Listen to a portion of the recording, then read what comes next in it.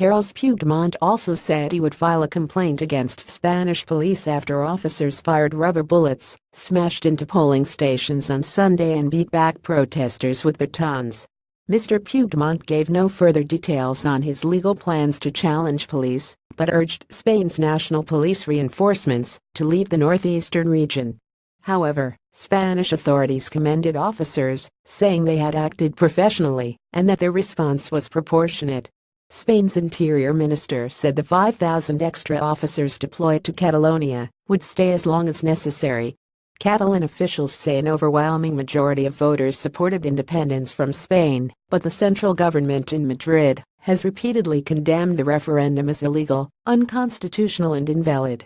The EU and most governments in the 28-nation bloc have not backed Catalonia's independence movement, fearful that it could unleash a wave of secessionist movements on the continent. But Mr. Puigdemont called for the EU to consider Catalonia's desire to break away from Spain as a regional problem and urged Spanish Prime Minister Mariano Rajoy's government to accept mediation. The European Union has to stop looking the other way, Mr. Puigdemont said. This is not a domestic issue. The need for mediation is evident. Earlier, an EU statement implored both sides to pull back from confrontation in favor of dialogue. More than 890 people were injured, most of them not seriously, in confrontations with police trying to shut down the voting. More than 30 police officers were also injured. Speaking after a closet-door meeting, the Catalan president said the regional parliament plans to declare independence in the next days. The referendum debacle brought Spain and Catalonia closer to a potentially disastrous showdown, as each side said Sunday's events proved them right, and neither looked prepared to cede ground. Mr. Rajoy, meanwhile, will meet Popular Party leaders before seeking a parliamentary session to discuss how to confront the country's most serious crisis in decades.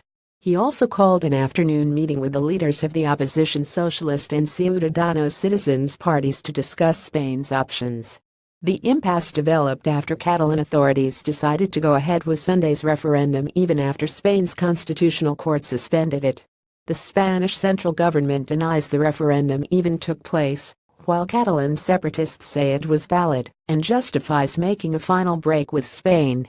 Catalonia said preliminary poll results showed 90% favored independence after less than half the electorate voted. Clashes broke out at a number of voting locations after riot police turned up to prevent people from voting and to confiscate ballot boxes. Some Catalans said both sides were responsible for the mayhem. I am very annoyed for the both sides involved in what happened yesterday, said Eric Tigra, 56. I think both sides involved committed grave mistakes. But we must also highlight that, if the people of Catalonia go out in the streets and you don't listen to them, then something is not working right. The EU urged all sides in Spain to move from confrontation to dialogue. These are times for unity and stability, a spokesman said.